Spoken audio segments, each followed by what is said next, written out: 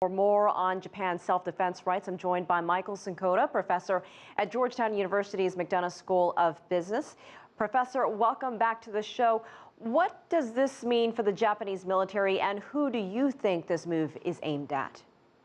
Well, in an overall context, I think it's important to recognize that, first of all, this is not a revision of the Constitution.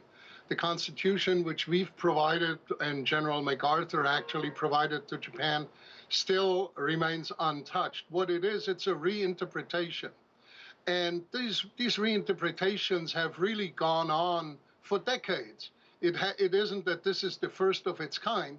It's already in the 1950s during the Korean War. The definition of what Japan could and could not do was marginally adjusted. This is, of course, an important adjustment, but as you said before, Japan is now moving from self-defense to collective self-defense. So that is really a definition. Who is the collective group?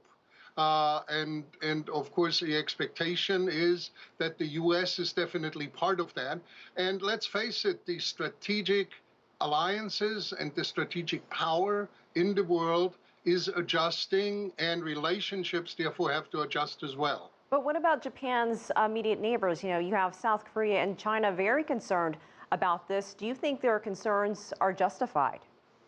Well, we always forget sometimes that things we're not exposed to directly, maybe something we forget easily, but others do not. I recall being at negotiations in Europe, and a Turkish representative was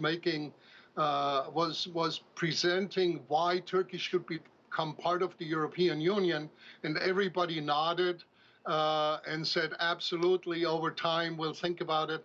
And the moment the Turkish representative had left the room, an Austrian representative turned to me and said, it'll never happen because we'll never forget the siege of Vienna. And I said, what siege? And he goes, well, in the 16th century. So people have long memories when it comes to pain inflicted upon them, and that makes them cautious and wary. Do you think that there is support among the Japanese people for this reinterpretation? Because it appears that the government is making this declaration without the public's input. Well, there is support within Japan. There's not what I would call overwhelming support, because Japanese themselves, let's not forget about the nuclear bombs in Nagasaki and Hiroshima. Japanese themselves are very much aware and remembering the problems, difficulties, and deaths that happened on all sides. So there is opposition there. But keep in mind, from a strategic perspective, when I think back during the Reagan and Bush administration, the motto was always, a country has to do one of three things: feeding, funding, or fighting. And now in the U.S., we're basically saying a country cannot do one of those alone. They have to do two. And in Japan, we're looking for funding and fighting in case of need.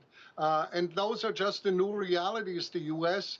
is somewhat withdrawing from these areas, and that void has to be filled by someone else. And Japan is taking its place. All right, Michael Czinkota, we appreciate your time and perspective. Thank you so much for joining us here on the show.